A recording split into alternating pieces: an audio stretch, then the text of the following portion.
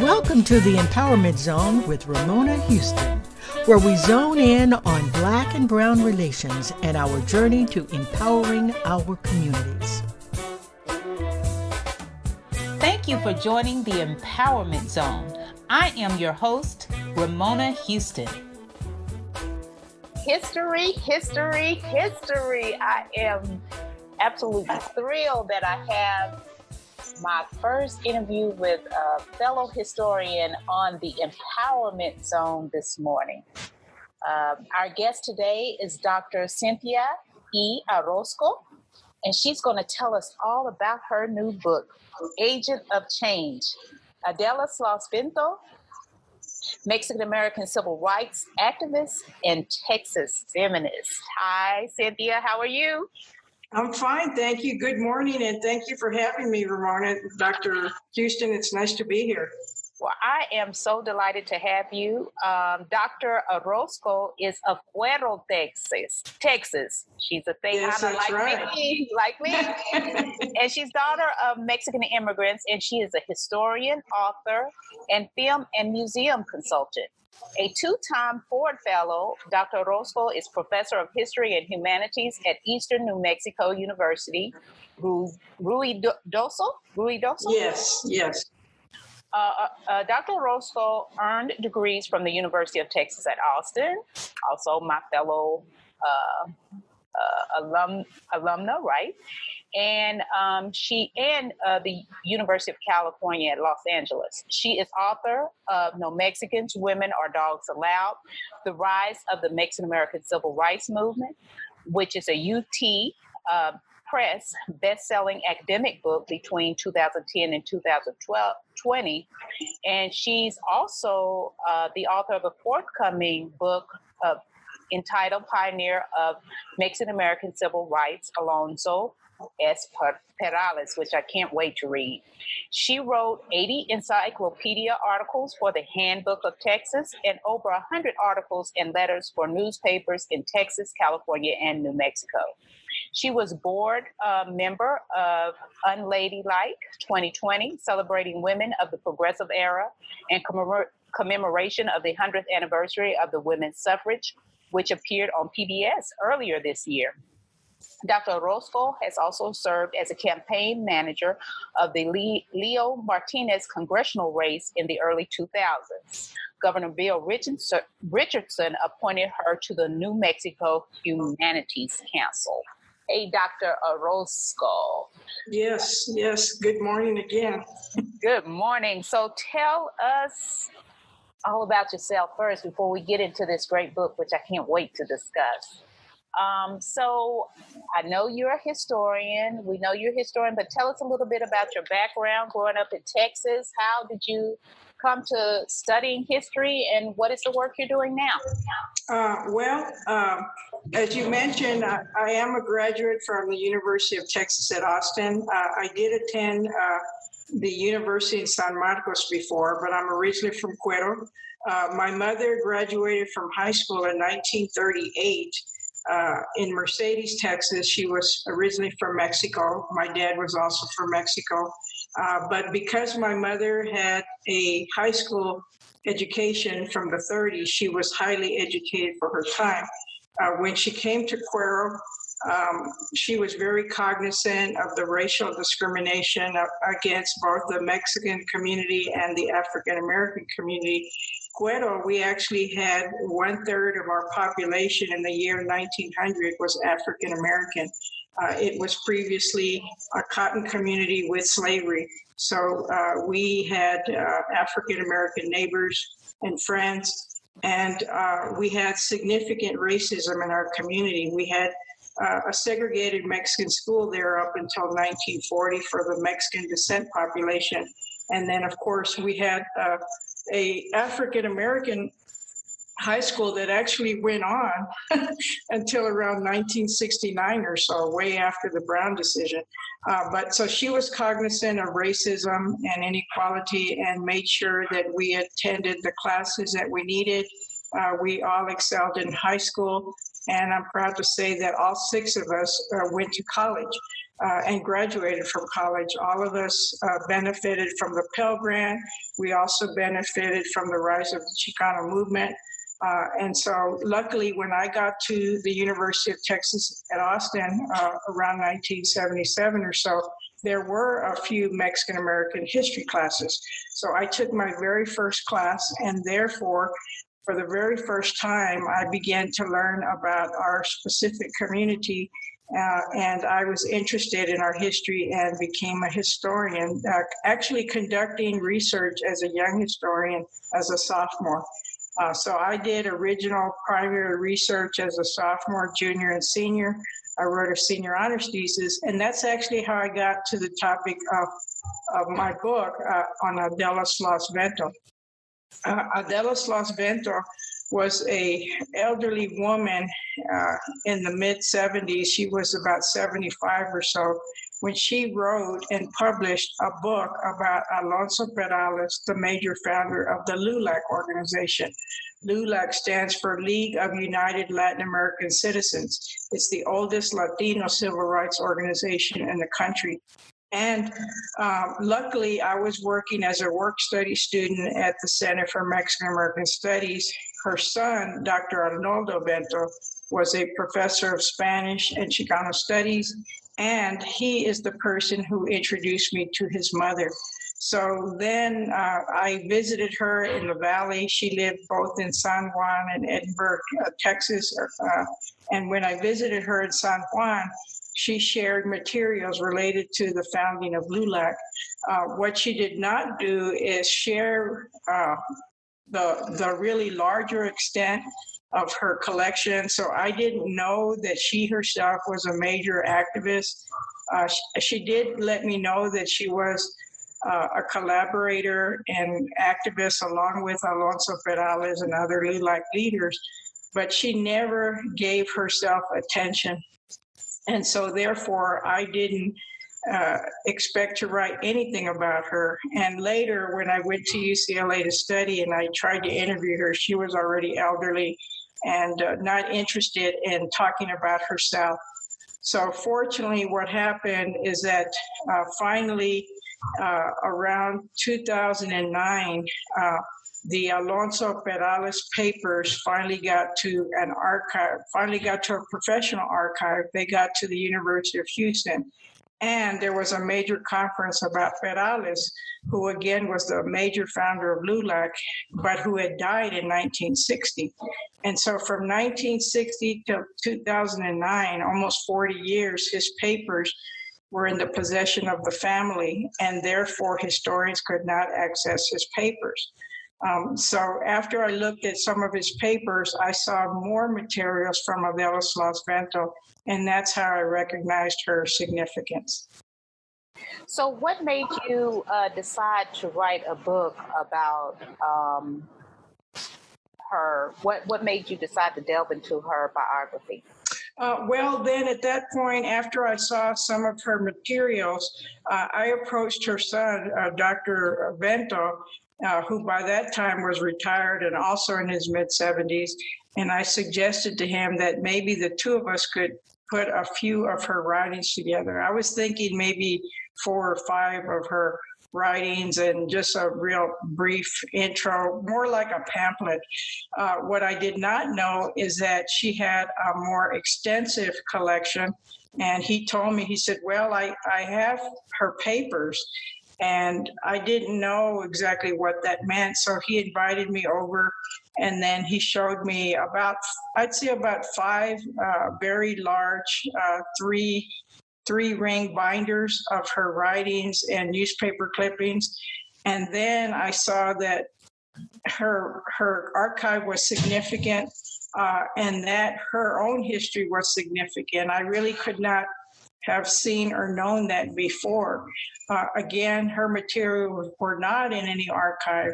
And so there's no way somebody could really have known that she was as important as she turned out to be. So we started to write one book together.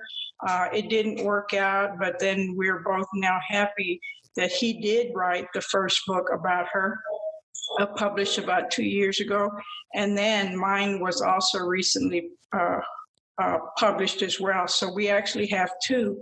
Now his is distinctive in that it includes many of her original writings. So if people want to read her actual writings, they are going to have to read or purchase his book in order to do that.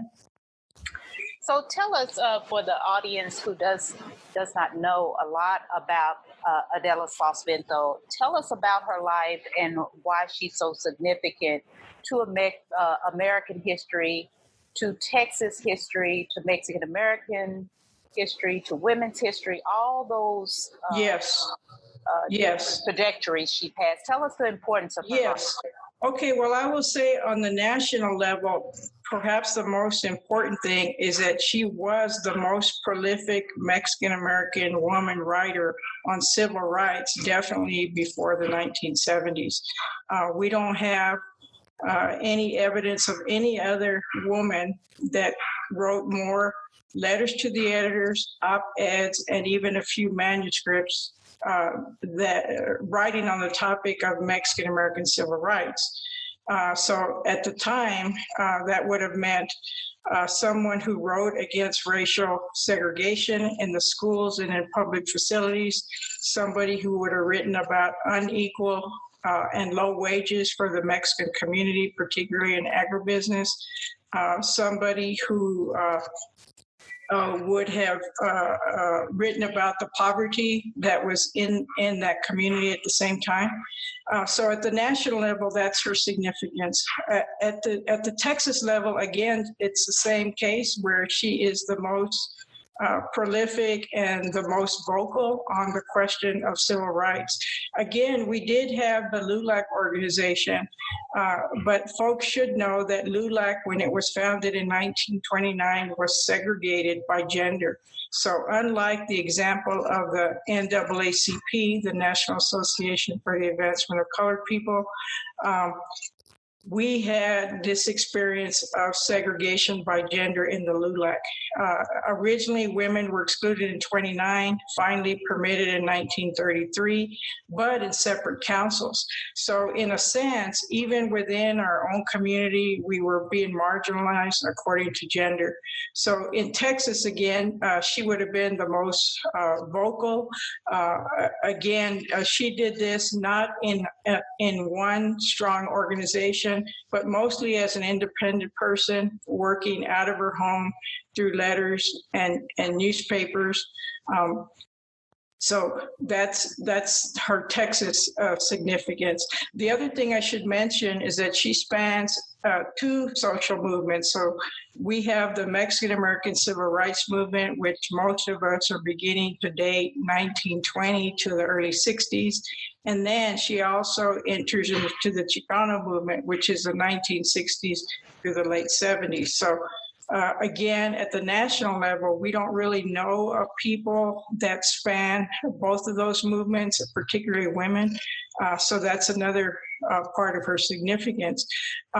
In terms of women's history, again— Excuse me, before you go into women's history, just for clarification for our audience, can you clarify the difference between the Mexican American movement and the Chicano movement, please?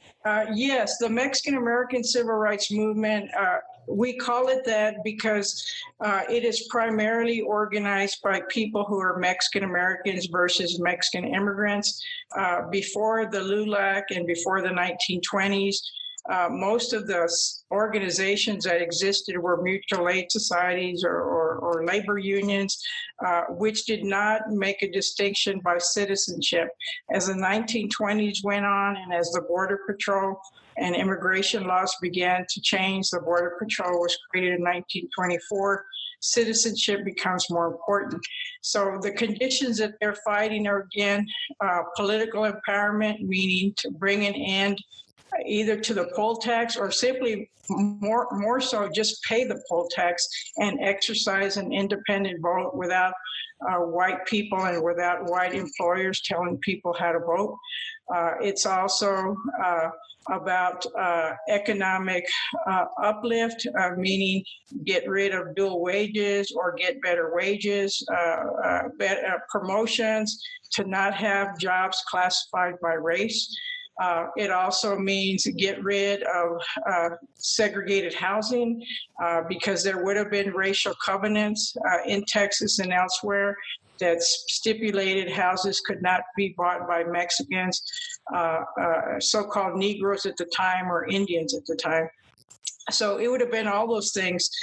And again, for women, the Ladies LULAC did a number of things. Ladies LULAC suggested that women should be active in civic engagement, that women should vote, that women should voice their opinions. And we also know that they played significant roles in fundraising and this is actually your own research that you have done shows that the women of the American GI Forum in the late 40s on contributed significant monies through tamales and through queen contests to raise money for the desegregation cases of the late 40s and 50s. The LULAC women do the same thing. They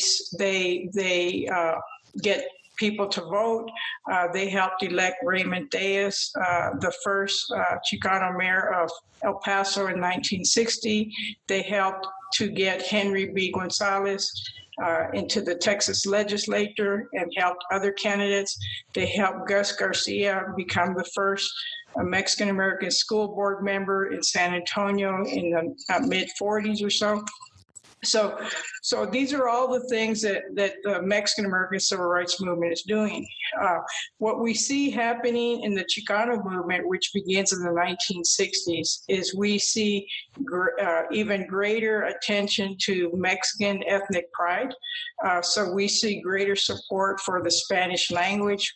By that time, we had more we started to have the problem of assimilation, the loss of the Spanish language, the loss of the culture, the lack of knowledge about the history. We also began to support Chicano studies. The farm workers at the national level, especially with Cesar Chavez, Dolores Huerta, Adela Sloss-Vento supported the farm workers. She also supported the more radical activity of students. She supported the student walkouts that were occurring in Texas. We had that in Ed Couch, Elsa, San Antonio, Kingsville, other places. So we don't have that knowledge of that many elder people who are supporting those a little bit more, they call them radical, but a little bit more progressive activities. So that also makes her unusual. Thank you for distinguishing between those two movements, because a lot of times people don't understand why we distinguish those two movements. Yes, and also I should say that really we see some parallels. I know that sometimes people talk about Martin Luther King being more moderate compared to Malcolm X or Stokely Carmichael, and it's the same phenomenon where LULAC would have been seen similar to the NAACP and King, and the Chicano movement would have been associated in Texas with Jose Angel Gutierrez, who said, we need to kill the gringo. He would have been more so compared to somebody like Malcolm X. But really, it's important, and I think Adela Sloss-Vento said that really it's all about the same thing, and even the recent work of Peniel Joseph suggests that, it's still the same issues. It's really about empowerment. And the language changes, but really it's about empowerment, and she recognized that. She even said, hey, I'm cool with the word Chicano. I really call myself a Mexican American, but it's still about uplift and empowerment. Exactly. So go ahead and finish. I just wanted you to distinguish that, but could you go ahead and finish about discuss how she has influenced the women's movement as well? Yes, I would say that some people have asked, was she really a feminist? Because we know she did not fight the gender segregation of LULAC. But I would say yes, because number one, she's outside of gender norms almost all of her life, okay? Meaning that number one, she is civically engaged, okay? So she is not just inside of the home. Number two, she promotes the ladies LULAC. That's what the women's groups were called. She calls them women fighters. Also, she writes op-eds and letters to the editor to the politicians who are 99% male. So she is breaking that gender boundary as well. And we do have evidence from her letters that sometimes she felt like her husband nagged her about why was she doing this, or it was costing the family, but she did it anyway. And, she kind of jokes about that. But also, she wrote an important article in the early 30s called Why There Is No Happiness in Many Latino Homes, criticizing the idea that about women's place and that men were privileged in the home. So also, I should say on a personal note that she supported me. She saw me as a young woman who had opportunities because of the women's movement. And she saw possibilities in me that she herself did not have during her time, that I could help as a historian, young historian, that I could help advance our history and tell the history of Alonso Perales, the subject of her book. So when you look at her life, what do you think is, after studying her papers, being able to, talk with her and be around her, listen to have conversations with people who knew her, such as her son and others. What do you think is the biggest legacy and significance of her life? Or it doesn't necessarily have to be one thing, but what are the many ways you think yes. Her legacy is? There's as you suggest, there's a number of them. Again, like I said, despite the fact that she is married, despite the fact that she is a woman, despite the fact that she has children, and despite the fact that she also works as a jail matron from the late 40s on for about 20 years, she still manages to have a voice and she still manages to be civically engaged. So this means she's mostly working out of the home, probably in her kitchen or somewhere else in the house where she's writing. So she is successful in becoming a writer, and she does have a little bit of what I call gendered ambivalence, not always feeling secure in doing so, but she still continues to do it. Another thing that's quite interesting about her is that she does maintain correspondence with at least three of the major civil rights leaders, especially the pre-World War II leaders. Alonso Perales, who is an attorney, U.S. diplomat, and the major founder of LULAC. She also maintains correspondence with J.T. Canales, who was the only non-white state representative in Texas in the 1910s and 1900s and 1910s, and who had filed charges against the Texas Rangers. And she also has correspondence with J. Lou Sines, who's a teacher in South Texas and other parts. So I have looked at the correspondence of these three male leaders, and she is the only woman who has regular correspondence with them throughout the years. So again, here she's breaking gender norms.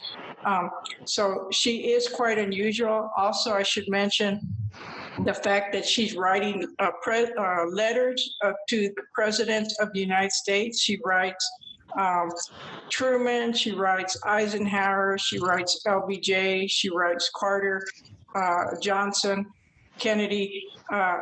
We should also recognize that even today, only 10% of people in the U.S. tend to write an elected official. So she is so unusual in her time. She also writes presidents of Mexico, particularly about the Bracero program. She is a witness to the super exploitation of Mexican braceros and Mexican farm workers. Really, their living standard is is equal, just about as bad as the post-Reconstruction ex-slaves in the South. That is how bad the exploitation was of the braceros, earning pennies in South Texas for very hard labor in the fields. This is such a good book. It's called Agents of Change. Adela Sloss-Vento, Mexican-American civil rights activist and Texas feminist. And it was written by our guest here, historian Dr. Cynthia E. Orozco. Dr. Orozco, what, as people pick up this book and read about Ms. Sloss-Vento's life, what do you want them to get out of your book? Because I know you put a lot of energy, work, passion, and love into this project. What do you want our audience to take away from reading your book? Well, I want folks to realize that, oh my God, we had this super duper major activist, feminist, and writer that I wonder, had I not been alive, if we would have discovered her maybe in another 20 or 30 years. So we don't have enough historians. We have significant people out there. She really was kind of like an Ida B. Wells reformer if she had, but she's not a journalist. Again, that's the interesting thing. She's not a journalist, but so she is a woman who seeks to make change. And despite the fact that Texas is highly racially segregated, that there's gender segregation in the Mexican-American community, that there is patriarchal and gender suppression by the Democratic Party in Texas, because she's also active as a Democrat and later as a Raza Unida person, that she still continues to assert her voice.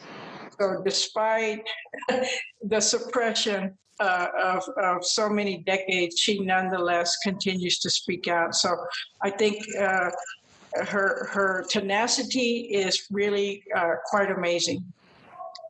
Yes, especially when you put it in the context of her time. It's funny that you mentioned Ida B. Wells, because that's who I first thought of as soon as I started reading the first few pages of this book, is how these women of color still assume their power despite Exactly. the times they lived in, despite the fact that they were mistreated because of their identities and because of their gender, and yet they still found a way.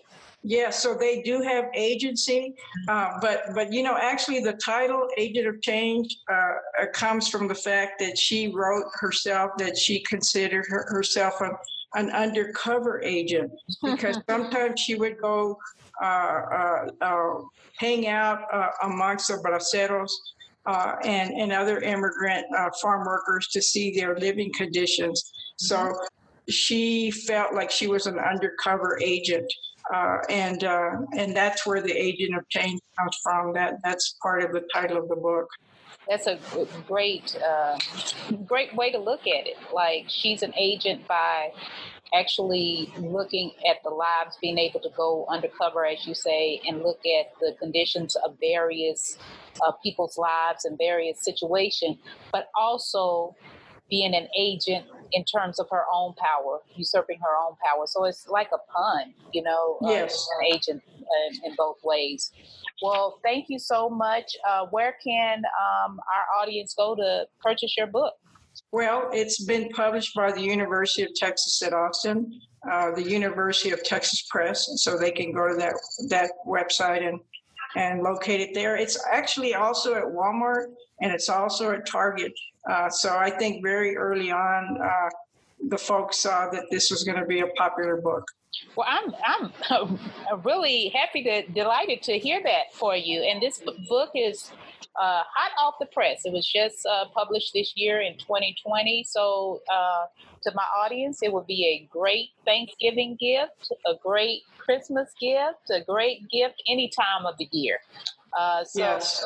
We hope that you will purchase this, and thank you so much.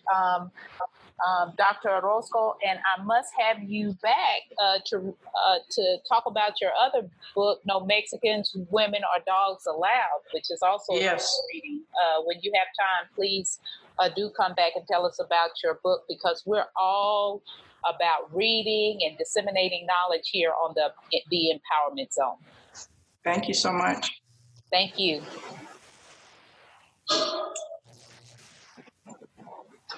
Hi, today we have Dr. Cynthia Orozco of Texas, who is our guest in this segment.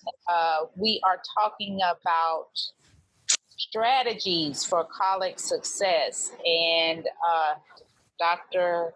Orozco, as you can see, she's been successful in college. So I know she has some great advice for you today. Hi, Dr. Orozco. Hello there. Nice to have you. So tell me, what schools did you attend? What were your majors? And then give us that one strategy that you would give students for college success. Yes, I first attended Southwest Texas State University. I actually could not get into UT because my SAT scores were too long. Nonetheless, once I was in college, I found out that I was an excellent writer. And then when I went to UT Austin, I found out that I could also be an excellent writer, an excellent researcher, and an excellent thinker. So if we were to think about some strategies for college success, I would say that once you're in school, make sure that you know how to study. I think many of us were never taught the skills. How do you study for an exam? How do you read a chapter? How do you write an essay?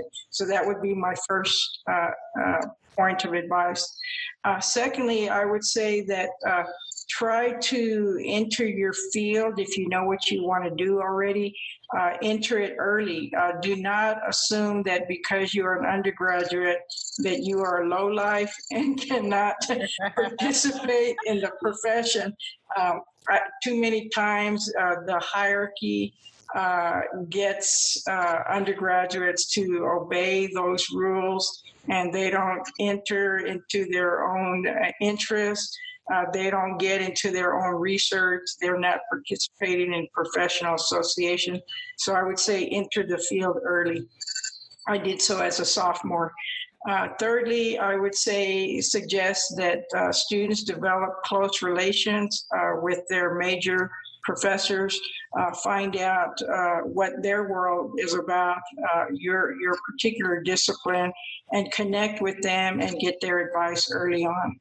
And fourthly and lastly, I would suggest that they also begin to publish, particularly the written word, which lasts for decades and centuries, and also take advantage of the new technologies, take advantage of podcasts, take advantage of visual presentations on the internet, that there are so many ways to get your work and your name and your ideas out there.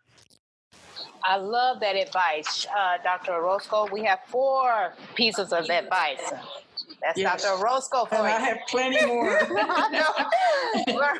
learn how to study as soon as you get to school, because we know that many times we go through high school and no one has taught us how to study.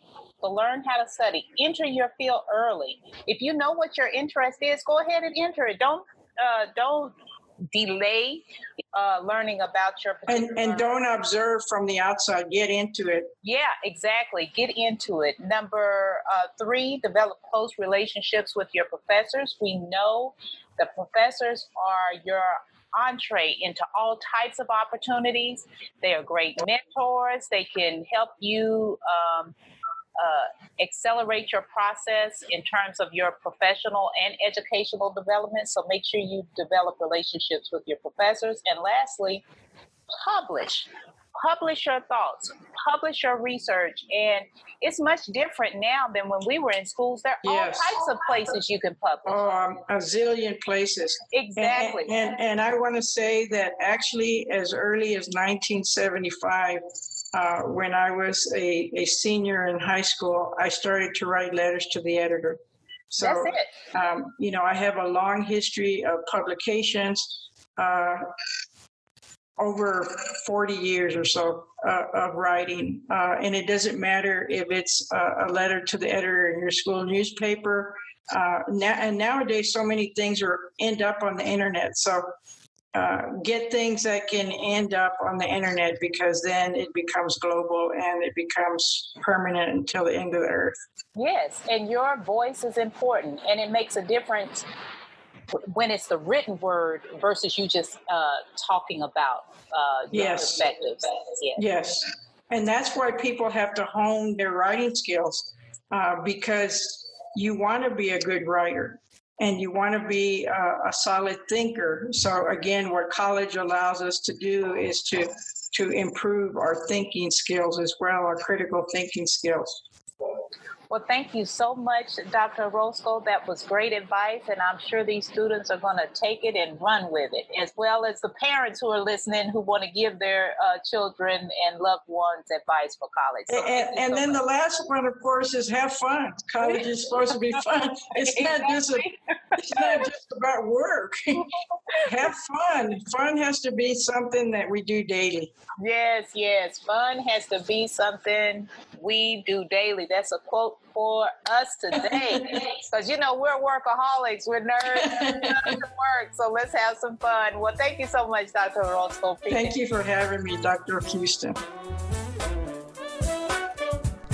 A special thank you to the incredible team of the Empowerment Zone.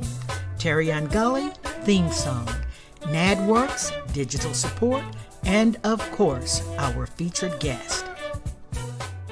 If you enjoyed my podcast, please subscribe. We are on all of your favorite podcast platforms. Be sure to rate us on Apple Podcasts too. Thank you for your continued support.